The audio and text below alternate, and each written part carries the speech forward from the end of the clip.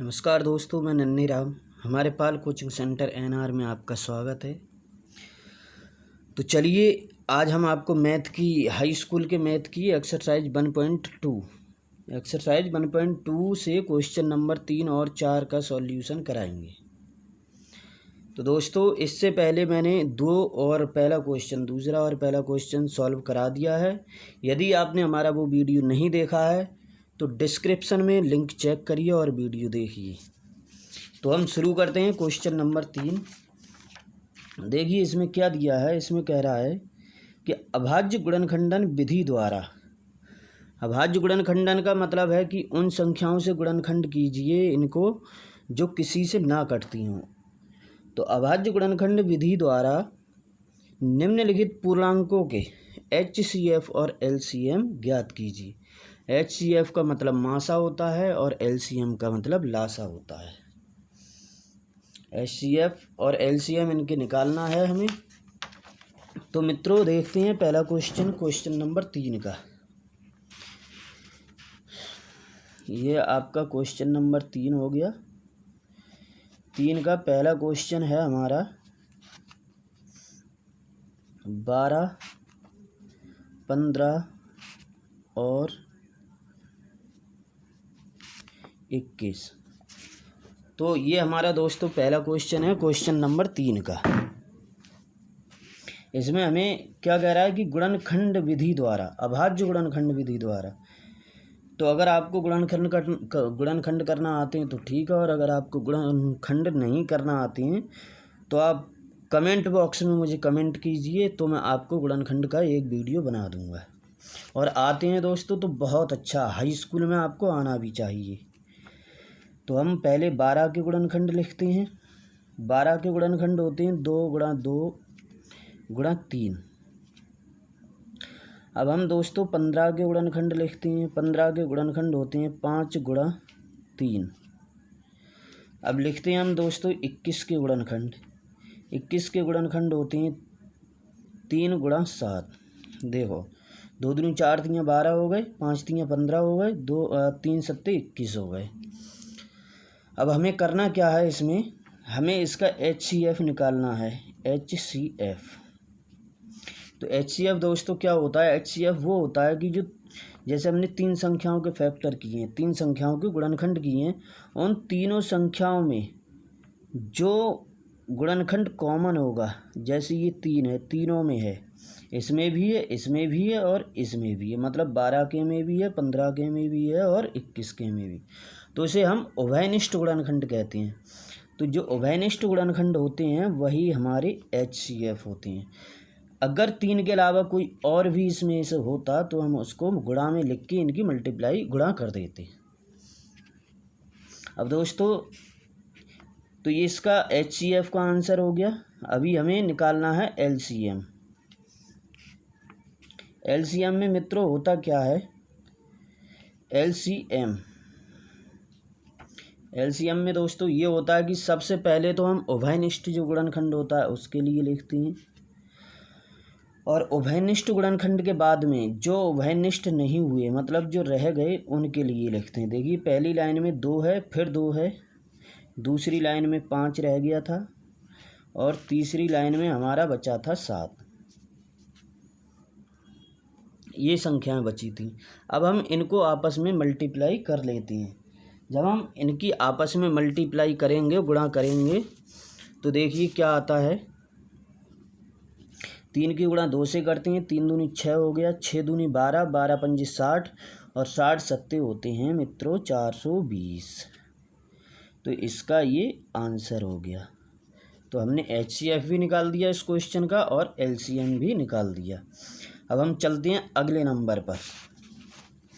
अगला नंबर है दोस्तों इसका सेकंड नंबर। देखिए ये 510 और 92। सॉरी, ये मैंने क्वेश्चन नंबर 2 का पढ़ लिया है। हम आपको क्वेश्चन नंबर 3 सॉल्व करा रहे हैं। तो क्वेश्चन नंबर 3 में है 17, 23 और 29। क्वेश्चन नंबर 3 में आपका है ये पहले का दूसरा। इसका क्वेश्चन नंबर दूसरा है 17, 23 और 29। तो हम सबसे पहले 17 के फैक्टर लिखते हैं। 17 के, देखिए 17 एक अभाज्य संख्या है, ये किसी से नहीं कटती है, तो इसका होगा 1 गुणा 17। एक हमने इस वाले में इसलिए नहीं लिखा क्योंकि उसके एक के अलावा और भी बहुत सारे गुणनखंड थे, लेकिन इनमें 17 का कोई गुणनखंड नहीं है, इसीलिए हमने इसे 1 को भी लिखा है। अब देखिए इसमें ज़रा, अब हम 23 के गुणनखंड लिखते हैं। 23 के गुणनखंड, 23 भी मित्रों एक अभाज्य संख्या है और इसका भी कोई गुणनखंड नहीं होता है। जब 23 का कोई गुणनखंड नहीं होगा तो 1 लिखेंगे और 23 लिख देंगे। अब चलते हैं हम 29 की ओर। 29 भी मित्रों हमारा एक अभाज्य संख्या है, तो अभाज्य संख्या का हमने बता दिया है कि कोई भी गुणनखंड नहीं होता है, उसका गुणनखंड 1 और वही संख्या स्वयं होती है, ये इसके गुणनखंड होगा। अगर हम इसमें HCF की बात करें, अगर हम इसमें HCF की बात करें तो हमारा जो HCF आएगा, देखिए इनमें तीनों में कॉमन क्या है, 1, तो HCF का आंसर तो इसका 1 हो गया। अब हमें इसका LCM फाउंड करना है। LCM, इसका LCM फाउंड करने के लिए मित्रों पहले तो जो मैंने बताया था, जो उभयनिष्ठ गुणनखंड होता है, कॉमन होता है, उसे लिखते हैं, फिर गुणा में उनको लिखो जो रह गई थी, छूट गई थी उभयनिष्ठ में आने से। तो 17 नहीं आया था, 23 नहीं आया था और 29 नहीं आया था। अब हमें करना क्या है कि 1 की 17 से गुणा कर लेना है, 17 एकम 17 हो जाएगा। 17 की गुणा हमें 23 से करना है। जब मित्रों 17 की गुणा हम 23 से करेंगे तो हमारे पास जो उत्तर आएगा वो आएगा 391। जब 17 की गुणा मित्रों हम 23 से करते हैं तो 391 आएगा, और फिर जो 391 आया उसकी गुणा हम 29 से कर देंगे।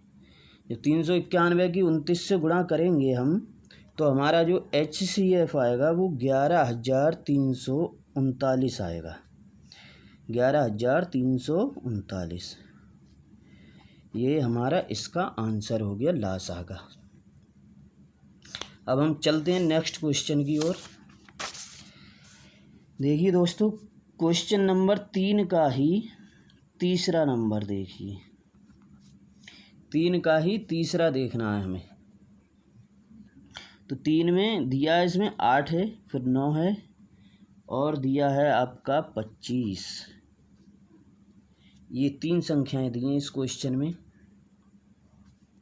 अब इन तीनों के हम गुणनखंड लिखते हैं। सबसे पहले 8 के गुणनखंड जब करेंगे तो 2 एकम 2, 2 दूनी 4, 4 दूनी 8, ये हो गया 8 का फैक्टर हो गई। ये 8 के गुणनखंड हो गए मित्रों। अब हमें करना है 9 के गुणनखंड। 9 के जो होंगे हमारे, 9 इजुकल टू 3 गुणा 3, 3 गुणा 3। अब हमें करना है 25 के। 25 के गुणा होंगे 5 गुणा 5। अब हमें देखना है कि इसमें उभयनिष्ठ गुणनखंड कौन सा है। तो इनमें देखिए 8 वाले में 2 है, 9 वाले में 3 है, 25 वाले में 5, तो इसमें उभयनिष्ठ गुणनखंड कोई भी नहीं है। अतः हमें इनकी गुणा में 1 और लिखना होगा, जिससे कि ये उभयनिष्ठ गुणनखंड हमें 1 मिल जाए। तो 1 हमारा जो हुआ इसका उभयनिष्ठ गुणनखंड हो गया और यही हमारा HCF होगा। HCF is equal to 1। और LCM हमें निकालना है, तो LCM में हमें वो फैक्टर लिखना है जो हमारे उभयनिष्ठ नहीं हुए थे। जैसे 2 गुणा 2 गुणा 2, मतलब ये 3 बार है, देखो इधर ये 2 गुणा 2 गुणा 3। अब 3 2 बार है, गुणा 3 गुणा 3, फिर 5 2 बार है, 5 गुणा 5, ये है। तो दोस्तों हमें इनकी गुणा करना है। गुणा जब हम इनकी करेंगे तो देखो क्या आएगा, 2 दूनी 4, 4 दूनी 8, 8 तियाँ 12, सॉरी 8 तियाँ 24, 24 दूनी 48, 24 तियाँ 72, 72 पंजे मित्रों, देखो 72 पंजे 5 दूनी 10 का 0, यहाँ से ले 5 सत्ते 35 और 1 36, ये आ गया 360। 360 की जब हम 5 से गुणा करेंगे, 5 से गुणा करेंगे 360 की, अभी ये वाला 5 रह गया, अभी हमने इस वाले 5 में गुणा की थी, अब इस वाले 5 में करेंगे तो 5 0 का 0, 5 चक 30 का 0, हासिल 3, 5 3 15 और 3 18। इसका मतलब ये हुआ कि हमारा जो 18 आया वो हमारा आ गया LCM 1800। सॉरी, ये एक 0 ज़्यादा लग गया, ये इसका आंसर होगा और ये HCF का आंसर हो जाएगा। तो हम क्वेश्चन नंबर 3 अपना कंप्लीट कर चुके हैं दोस्तों। अब चलते हैं क्वेश्चन नंबर 4 की ओर।